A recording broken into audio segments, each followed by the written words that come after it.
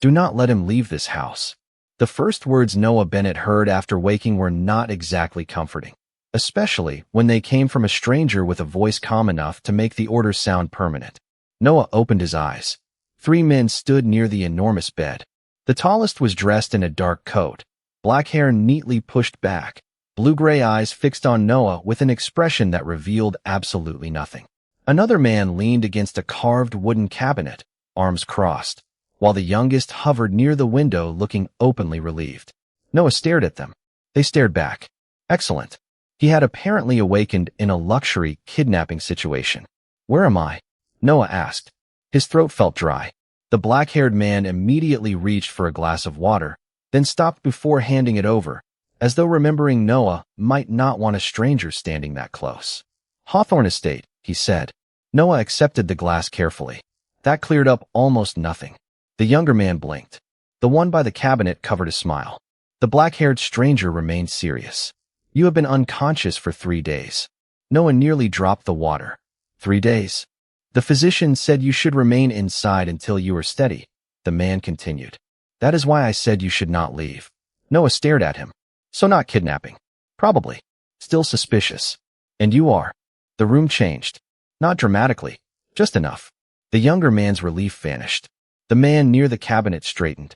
The black-haired stranger went completely still. Adrian, he said after a moment. Adrian Hawthorne. He gestured toward the others. Logan. Ethan. Noah looked between them. Should those names mean something to me? Ethan took a step closer. Noah, we are your brothers. Noah choked on the water. My what? Logan sighed.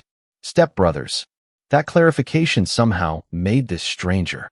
Noah pushed the blanket aside and stood too quickly. The floor seemed to tilt beneath him. Adrian moved forward, then stopped himself before touching Noah.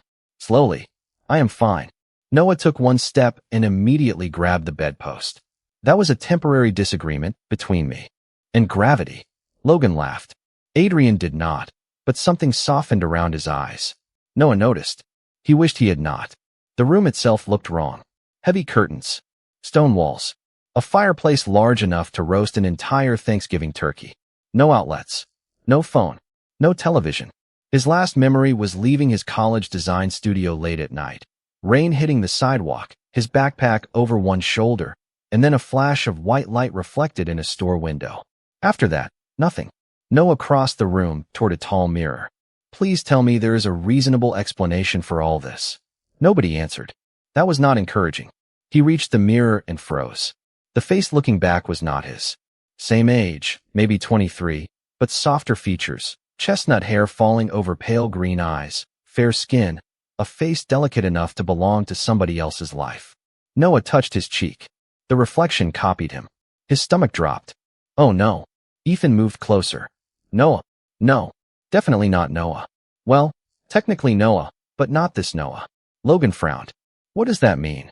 Noah barely heard him. Beyond the mirror, through the open window, towers rose above a sprawling city of stone rooftops. Carriages moved along distant streets. Far beyond them, something winged crossed the bright morning sky. Noah slowly turned around. A servant had entered carrying fresh linens. She bowed politely. Young Master Noah Hawthorne, your breakfast is ready. Noah closed his eyes.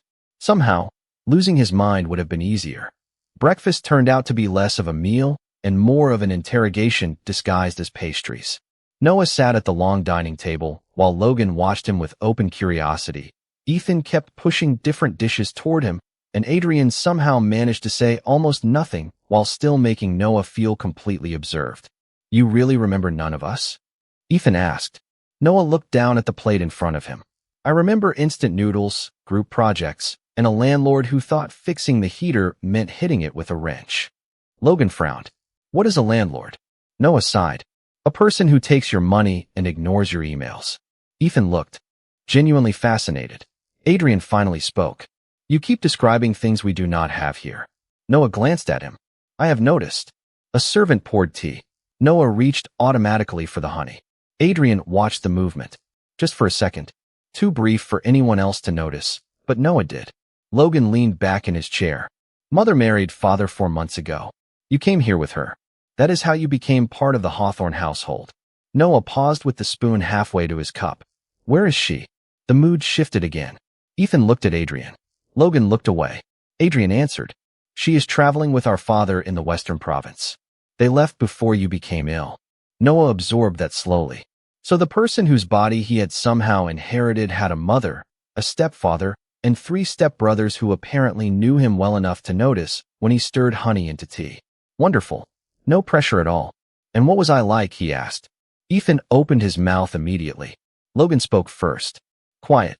Ethan nodded. "Very quiet." Adrian added, "Careful." Noah looked at all 3 of them. "That sounds suspiciously unlike me." Logan smiled. "We noticed." Noah pointed at him. "You are enjoying this too much." "A little." After breakfast, Noah insisted on seeing the estate. Adrian offered to have someone guide him. Noah refused, then got lost within 7 minutes. Hawthorne Estate was enormous. All stone corridors, carved archways, indoor gardens, and rooms that seemed designed exclusively to make new residents question their sense of direction. Noah turned a corner and nearly walked into Ethan. "You are lost." "I am exploring." "You have passed this hallway twice." Noah looked at the same portrait he had definitely seen 5 minutes earlier. "The hallway is repeating itself." Ethan grinned. "Come on." He led Noah toward a sunlit courtyard where Logan was arguing with a gardener about roses. Logan spotted Noah and immediately abandoned the conversation. "You look better." "I have been awake for 4 hours. My standards are low." Logan laughed. Ethan smiled. Noah felt something strange settle in his chest. They were easy with him. Too easy. Like they had been. Waiting for him to return to normal and had not yet realized normal was gone. Then Adrian appeared at the far end of the courtyard.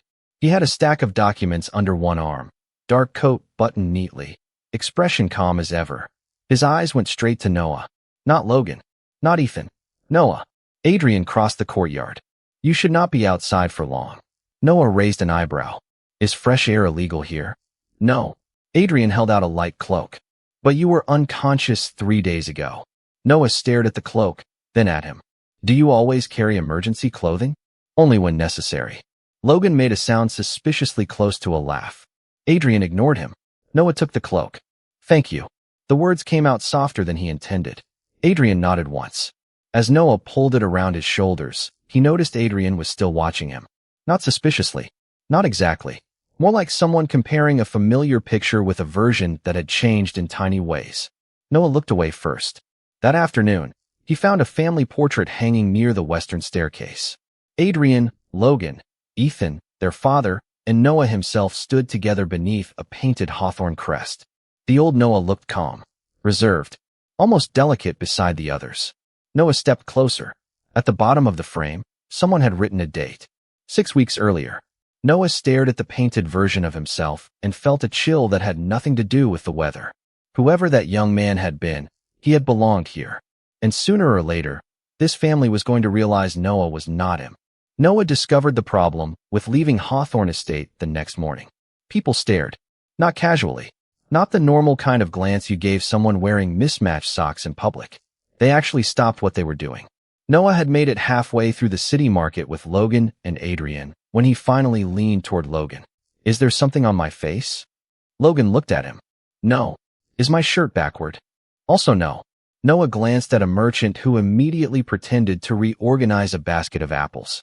"Then why does everyone look at me like I am a limited edition collectible?" Logan made a thoughtful sound. Adrian, walking on Noah's other side, visibly disliked the question. "That was interesting." "What?" Noah asked. Logan lowered his voice. "People like you are uncommon here." Noah stopped. "People with social anxiety?" "Softborn." "That sounds made up." "Everything sounds made up to you." "Fair point." Logan explained as they continued through the market. Most men in the northern families were raised around military traditions, outdoor labor, and rigid expectations about strength. Softborn men were simply rarer in the region. Lighter builds, gentler features, quieter physical presence. Nothing magical. Nothing weak. Just uncommon enough that people noticed. Noah stared ahead. "So I crossed dimensions and became locally interesting because I have cheekbones." Logan smiled. "Basically. I hate this world." Adrian glanced at him. "You have been here 4 days. I am forming an early review." Their first real problem arrived near a fountain at the center of the market. A well-dressed man in a silver-trimmed coat approached, accompanied by 2 attendants. He looked Noah over with an interest that immediately made Noah uncomfortable. "Young Master Hawthorne," the stranger said, "I heard you had recovered." Noah gave the safest smile he could manage. "Apparently, I am difficult to get rid of." Logan coughed to hide a laugh. The stranger introduced himself as Lord Mercer, then began discussing Noah as though Noah were not standing 3 feet away. He mentioned invitations, social introductions, opportunities to stay with families in the capital. Noah's discomfort grew with every sentence. "I think I am fine where I am," he said. Mercer smiled. "Surely a young man of your rarity should not be hidden away in the north." Before Noah could answer, Adrian spoke. "He is not hidden." His voice was quiet. Mercer turned. Adrian had not moved closer or raised his voice, yet the entire conversation changed. "And he already has a home," Adrian added. Simple, calm, final. Noah looked at him. Adrian was not speaking for him exactly. He was drawing a boundary around Noah's right to decide. Mercer seemed to understand. The conversation ended politely, and they continued walking. Noah waited until they were several yards away. Was that normal? "Unfortunately," Logan said. Adrian looked irritated. "It will not happen again." Noah raised an eyebrow. "You cannot control everyone in the city." "No." Adrian glanced at him. "But I can make it clear they need to speak to you, not about you." Noah had no sarcastic response ready. That was inconvenient. They reached a quieter street lined with bookstores and cafes. Logan wandered ahead toward a pastry shop. Noah slowed beside Adrian. "Thank you." Adrian looked at him. "For what?" "For not deciding what I wanted." Adrian's expression softened.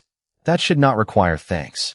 Noah looked away because, for some reason, that answer landed somewhere deeper than expected. A moment later, Logan shouted from half a block ahead that he had found cinnamon rolls. Noah immediately followed. Behind him, he heard Adrian laugh quietly. It was the first time Noah had heard the sound. He did not know why he remembered it for the rest of the day. By the 5th morning, Noah had reached an uncomfortable conclusion. The more he tried to prove he could handle life on his own, the more the Hawthorne brothers found creative ways to help without making it look like help. It started with work. Noah had announced over breakfast that he wanted a job, mostly because sitting around a giant estate while everyone watched him recover was beginning to make him feel like decorative furniture. Logan nearly dropped his coffee. Ethan looked personally offended. Adrian simply asked, "What kind of work?" Noah had expected an argument.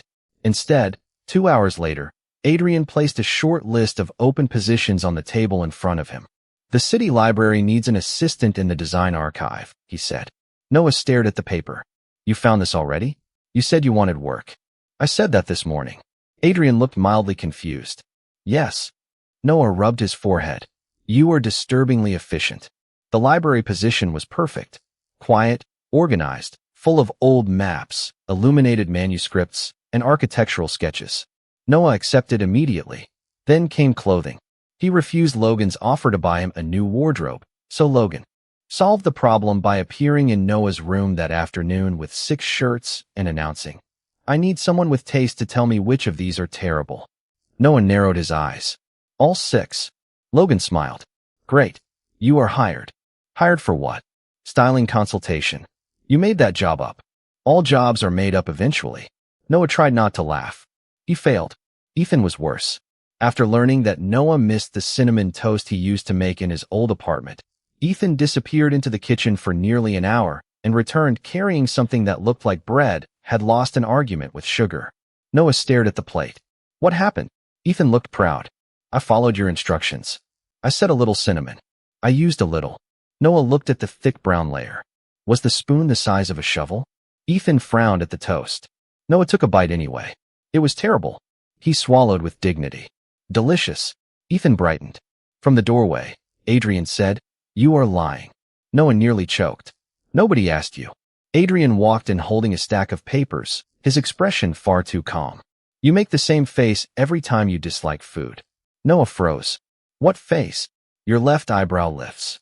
Noah immediately touched his eyebrow. Logan burst out laughing. "He is right. This family is becoming invasive." "Observant," Adrian corrected. Later that evening, Noah returned from his first afternoon at the library and found his schedule changed. 3 formal dinners had been removed. 2 social visits had been canceled. A note rested beside the page in Adrian's handwriting. You said crowds exhaust you. Keep the evenings free. Noah stood there longer than necessary. Nobody had asked him to perform gratitude. Nobody had announced what they were doing for him. They simply noticed. That was somehow worse. He carried the schedule to Adrian's study and leaned against the doorway. Did you change this? Adrian looked up. Yes. Why? You look tired after the market. Noah folded his arms. You realize I can make my own decisions. That is why I changed only the events you were not required to attend. Adrian paused. If you want them back, I will. Restore them. Noah had prepared an entire speech about independence. It vanished. No, he said quietly. Leave it. Adrian nodded and returned to his papers. Noah remained in the doorway. He had spent days assuming the Hawthorns were trying to keep him close because they did not trust him outside their walls. But slowly, annoyingly, dangerously, another possibility was beginning to form. Maybe they were not trying to control his life at all. Maybe they were simply making space for him inside theirs. Noah found the journal by accident, which felt appropriate because nearly everything important in his new life seemed determined to ambush him when he was least prepared. He had been searching his bedroom for a missing library receipt when he noticed one of the lower drawers would not close properly. After several unsuccessful attempts and one quiet argument with the furniture, Noah pulled the drawer completely out. A slim leather book had fallen behind it. Of course, he muttered. Secret journal behind a drawer. Very subtle. The cover was worn at the corners, and the first page carried a name written in careful ink. Noah Hawthorne. Noah sat on the edge of the bed. For a moment, he considered putting it back. Reading someone else's private thoughts felt wrong, even if that someone had once occupied the body Noah now lived in. Then he remembered that he had no memories, no explanation, and an increasing number of questions. I am sorry, he whispered to a man he had never met. Then he opened the book. Most entries were ordinary. Comments about Hawthorne Estate, notes about his mother, complaints about Logan talking during breakfast, Ethan bringing home unnecessary gifts, Adrian reminding everyone about schedules. Noah smiled despite himself. Some things apparently survived entire personality changes. But as the entries continued, the tone shifted. The old Noah wrote about dizziness, missing hours, strange dreams involving doors that opened onto unfamiliar cities full of glass towers and glowing signs. Noah's smile disappeared. He read faster. One entry described hearing voices that did not belong to anyone in the house. Another mentioned an old symbol found in a forgotten book from the estate archive. Then came several blank pages. Noah turned one. Nothing. Another. Nothing. His pulse began to climb. Near the end, he found a final written page. The handwriting was less steady than before. There was only one sentence. If I wake up different, Adrian will notice first. Noah stopped breathing. He read it again. Then again, as though repetition might somehow make the words less impossible. It did not. You knew, he whispered. A quiet knock sounded at the door. Noah nearly launched the journal across the room. Noah. Adrian. Naturally. Because the universe had developed comic timing. Noah closed the journal and held it against his chest. Yes. Dinner is ready. I am not hungry. Silence followed. Noah immediately regretted the answer. Adrian never ignored changes in routine. Are you feeling unwell? No. Did something happen at the library? No. Another pause. May I come in? Noah looked at the journal. Every instinct told him to hide it.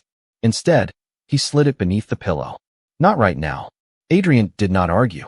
All right. His footsteps moved away. Noah waited until the hallway fell silent, then released the breath he had been holding. The worst part was not that the old Noah had expected something to happen. The worst part was the name he had written. Adrian. Not Logan. Not Ethan. Adrian would notice first. Noah thought about the market, the honey in his tea, the way Adrian washed his habits without commenting, the way he had said Noah looked tired after only one afternoon outside. Suddenly, every small act of attention carried a different weight. Noah opened the journal again. At the bottom of the final page, almost hidden beneath the fold, was another line written in smaller letters. If he asks who I am, tell him the truth. Noah stared at it. The room felt very quiet, because Adrian had never asked, which meant there was only one possibility Noah could think of. Maybe Adrian had already figured it out. Noah waited until the house had gone quiet before he went looking for Adrian. He found him in the west study, standing beside a tall window with an open book in one hand and a cup of tea cooling on the desk behind him. For several seconds, Noah simply stood in the doorway holding the journal against his chest. Adrian looked up. His eyes moved immediately to the book. That was enough. Noah stepped inside. You know what this is. Adrian closed his own book. Yes. Noah swallowed. And you knew I found it. I suspected. You suspect everything. Not everything. That is not reassuring. Adrian almost smiled, but Noah was too nervous to appreciate it. He placed the journal on the desk and opened it to the final page. I need you to tell me the truth. Adrian looked at the sentence. If I wake up different, Adrian will notice first. His expression changed so slightly that Noah might have missed it a week ago. Now he knew Adrian well enough to recognize the tension in his jaw. Noah, Adrian began. No, please. Noah forced himself to stay still. I remember another world. I remember buses, elevators, college classes, takeout containers, and coffee machines that made terrible noises at 6 in the morning. I remember a completely different life. I do not remember growing up here.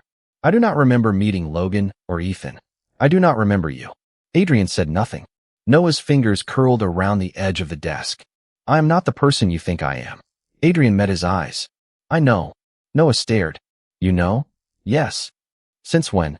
The first day. Noah blinked several times. The first day? Adrian nodded.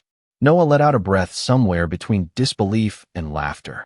I have spent almost a week having a private identity crisis, and you have been standing there the entire time knowing? You were frightened. That is not an explanation. It is part of one. Adrian stepped away from the window. The Noah I knew drank tea without honey. Noah looked at the cup on the desk. That is your evidence. No. Adrian continued calmly. He avoided eye contact when uncomfortable. You make jokes. He knew every corridor in this house. You became lost before breakfast. He hated cinnamon. You nearly argued with Ethan over toast because you missed it. Noah opened his mouth, then closed it. Adrian's voice softened. And he never looked at me the way you do. Noah's pulse stumbled. How do I look at you? Adrian paused. Like you were trying to solve a problem. Despite everything, Noah laughed. That sounds accurate. The tension eased for 1 second, then returned. Noah looked down at the journal.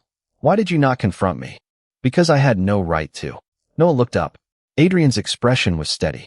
You woke up in a strange place surrounded by people who already had expectations of you. If I demanded answers before you understood what was happening, I would only have made that worse. Noah felt something inside his chest loosen. So you were waiting for me to tell you? Yes. What if I never did? Adrian thought for a moment. Then I would have kept learning who you are now. Noah went completely still. The room felt warmer than it had a second ago. Adrian looked toward the journal. The old Noah mattered to this family. He still does. Noah nodded slowly. And I am not him. No. Adrian's answer came without hesitation. You are not. Strangely, hearing it did not hurt. It felt like permission to breathe. Then Adrian turned one more page in the journal. Noah frowned. There is nothing there. Adrian ran a finger along the inside edge of the leather binding. A hidden strip of paper slid free. Noah stared at it. You knew that was there? No. For the first time that night, Adrian looked genuinely surprised. Noah unfolded the narrow page. 3 lines were written in faded ink. The first made his stomach drop. The second made Adrian go silent. The third changed everything. The crossing was planned. They are still looking for the vessel. Do not let them choose the next soul. The hidden message stayed on the desk between them for several seconds, and Noah had the uncomfortable feeling that 3 short lines had just rearranged his entire life. The crossing was planned. They are still looking for the vessel. Do not let them choose the next soul. Noah read it again. I would like to officially resign from being mysterious. Adrian did not respond to the joke. That worried Noah more than the message itself. What does vessel mean here? Noah asked. Adrian looked toward the shelves behind him. There are old stories about people whose bodies can survive a crossing between worlds. Noah stared. You have stories about this? Stories, not proof. I think I am currently the proof. Adrian nodded once. Yes. They brought the journal to the estate archive before sunrise. Logan arrived wearing yesterday's shirt and an expression that suggested he had been dragged out of sleep against his will. Ethan came carrying 2 mugs of tea and a plate of bread because, according to him, every family crisis was easier with breakfast. Noah accepted the bread immediately. You are my favorite person right now. Logan looked offended. I brought myself. Exactly. Adrian ignored them and spread several old documents across a long table. The Hawthorne archive contained references to an organization called the Meridian Circle, a secretive group that had studied crossings between worlds for generations. According to the records, they believed certain soft-born individuals possessed unusually stable spiritual patterns. Noah frowned at the phrase. So this is not about my face. Logan glanced at him. That is your takeaway? I have been stared at for 2 days. I deserve clarification. Adrian continued reading. The circle had apparently searched for a suitable vessel for years. The old Noah had discovered their interest only after becoming ill. His strange dreams had not been random. They were signs that someone was trying to open a path through him. Ethan went quiet. Then how did this Noah get here? Adrian turned another page. Noah leaned closer. A handwritten note had been tucked into the binding. The old Noah had changed the ritual.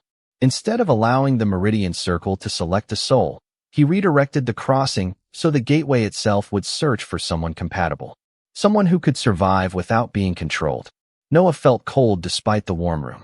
He changed who they were going to bring. Adrian nodded. It appears so. Noah looked down at his hands. So I was chosen because I fit whatever the gateway needed. Not exactly, Logan said, pointing to the final paragraph. Noah read it aloud.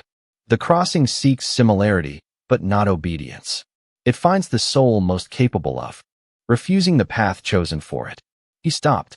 That feels unnecessarily personal. Ethan smiled faintly. It sounds like you. Noah was not sure whether that was comforting. Adrian found another folded sheet at the bottom of the box containing the records. Unlike the others, it was addressed to him. His name was written across the front in the old Noah's handwriting. Adrian hesitated before opening it. Noah watched his expression as he read. What does it say? Adrian remained silent. Adrian. He finally handed the page over. The message was short. If someone else wakes in my place, do not make him carry my life. Do not ask him to become me. Let him choose what this family means to him. Noah's throat tightened. Beneath that was one final sentence. If he decides to leave, help him go. Noah read it twice. Then a bell sounded somewhere beyond the archive. Logan looked toward the door. A servant appeared moments later, pale and breathless. A delegation has arrived at the front gate. Adrian's expression hardened. From where? The servant swallowed. They carry the seal of the Meridian Circle. They are asking for Noah by name. The Meridian Circle arrived with 6 carriages, 12 attendants, and enough polished silver trim to suggest they had mistaken intimidation for interior decorating. Noah stood at an upstairs window watching them gather beyond the front gates while Logan paced behind him and Ethan repeatedly adjusted the same stack of papers on the table. Adrian was the only one who looked calm, which Noah had learned usually meant he was thinking harder than everyone else. They came fast, Noah said. Adrian nodded. Too fast. Noah turned from the window, which means they already knew where I was. Nobody answered. That silence was becoming a family tradition. An hour later, a representative from the circle was allowed into the receiving room. He introduced himself as Elias Vane, spoke politely, smiled too often, and explained that Noah was connected to a ritual of great historical importance. Noah listened until the word destiny appeared for the 3rd time. I am going to stop you there, he said. Elias looked surprised. You do not understand what you are carrying. That makes 2 of us, but I still get a vote. Adrian glanced at Noah, and something like approval flickered in his eyes. Elias continued carefully.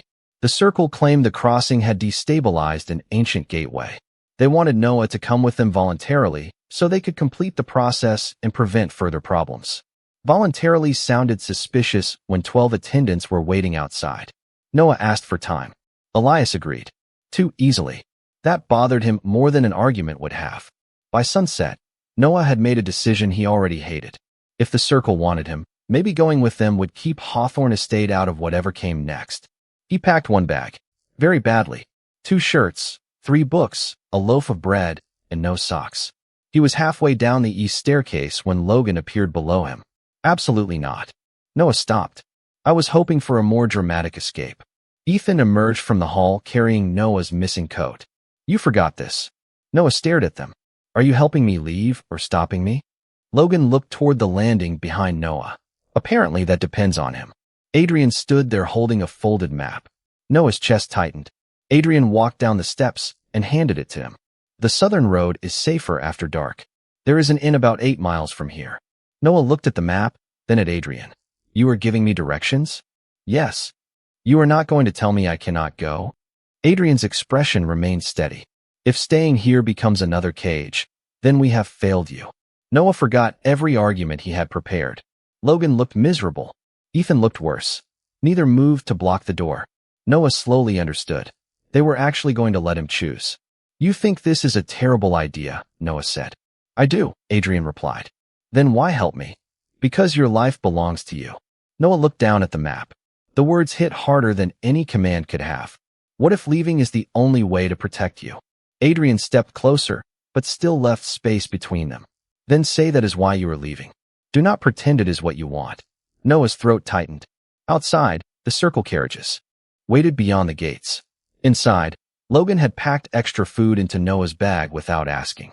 Ethan had brought his coat. Adrian had given him a road that led anywhere he wanted. Nobody held him. Nobody demanded he stay. Noah stood there for a long moment, then unfolded the map. His eyes moved past the southern road and stopped on a symbol marked near the Old City Observatory.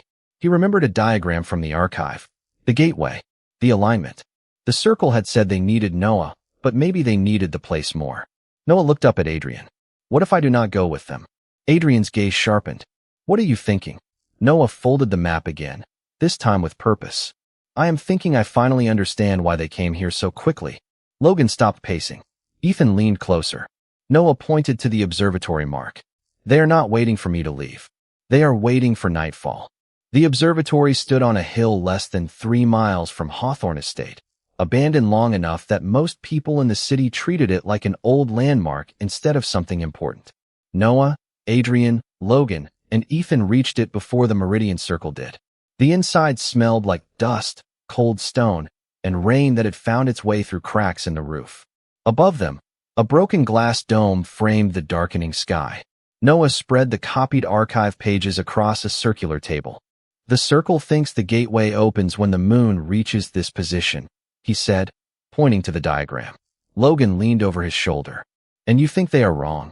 I think the old Noah made sure they would be. Adrian studied the page. Explain. Noah traced the symbols with one finger. The gateway does not respond to the moon by itself. It responds to the alignment between the observatory marker and the person linked to the crossing. Ethan frowned. Meaning you? Unfortunately, yes. I continue to be inconveniently relevant. Noah looked toward the center of the room, where a brass ring had been set into the floor centuries ago. But the old Noah changed the ritual once. Maybe he left us a way to change it again. They searched until Ethan found a small adjustment well hidden. Beneath the main mechanism, Logan immediately reached for it. Noah caught his wrist. Maybe we do not randomly turn the ancient interdimensional machine. Logan sighed. You never let me have fun. Adrian knelt beside the mechanism and examined the markings. Noah joined him. Together they compared the symbols to the journal until one pattern finally matched. A choice mark, not a command. Noah stared at it. That is why the gateway found me. Adrian looked at him. Because you could refuse. Noah nodded. Outside, carriage wheels approached along the road. Ethan moved toward the window. They are here. Noah took a breath. Then let us make sure they came for nothing. He adjusted the wheel according to the journal. The brass ring beneath them gave a soft hum. Then the symbols faded one by one until the center went completely dark. No explosion. No dramatic flash. Just silence. Noah blinked. That was suspiciously easy. Logan grinned. Do you want it to be harder? Absolutely not. When Elias Vane entered the observatory with several members of the circle, he stopped the moment he saw the inactive mechanism. His polite expression disappeared. What did you do? Noah folded his arms. Made a decision. Elias looked toward Adrian. You allowed this? Adrian's answer was calm. It was never mine to allow. The circle tried to activate the gateway, but nothing responded. Without Noah's willing participation, the ritual could not continue. That was the part their records had misunderstood. The old Noah had not created a better vessel. He had created a choice. By midnight, the delegation had left. The observatory was quiet again. On the walk home, Logan complained about being tired, Ethan complained about Logan complaining, and Noah found himself smiling. Adrian walked beside him. You could still leave, Adrian said quietly. Noah looked over. You are very committed to reminding me of that. I want you to know. Noah understood. Adrian was not asking him to stay because of obligation, memory, or fear. He was making sure staying remained Noah's decision. The next morning, Noah found Adrian alone in the breakfast room. The journal rested on the table between them. Noah sat across from him. I have one question left. Adrian waited. What were you and the old Noah? Adrian looked down at the journal. Family. Close. Important to each other. Noah swallowed. Were you in love with him? No. The answer came without hesitation. Noah did not realize how tightly he had been holding himself until that moment. Adrian continued. Whatever happens between you and me starts with you, not with him. Noah looked at him for a long second, then held out his hand across the table. Adrian looked at it, then at Noah. What is this? A very advanced custom from my world. It means we start over. Adrian placed his hand in Noah's. Warm, steady, simple. Then we start over. Later that afternoon, Noah left for the library. Logan asked 3 times when he would return. Ethan packed enough food for a week into his bag. Adrian stood at the front door and handed him his coat. Be home for dinner. Noah smiled. You know, when I first got here, I thought none of you were going to let me go anywhere. Adrian raised an eyebrow. And now? Noah stepped into the sunlight, then looked back at the house behind him. Now I know I just finally found somewhere worth coming back to.